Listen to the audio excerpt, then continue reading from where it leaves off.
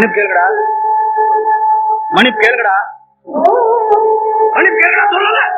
எங்களை மன்னிச்சிருங்க சித்தப்பா, எங்களை மன்னிச்சிருங்க.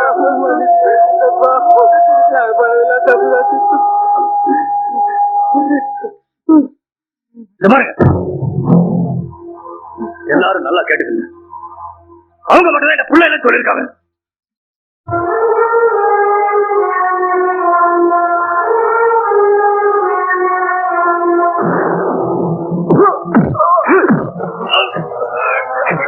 அறிவு கட்ட முண்டங்களா, கொஞ்சம் நஞ்சம் இருந்த மானத்தை அவன் காலடியில போய் தொலைச்சு வந்து நிக்கிறீங்களே.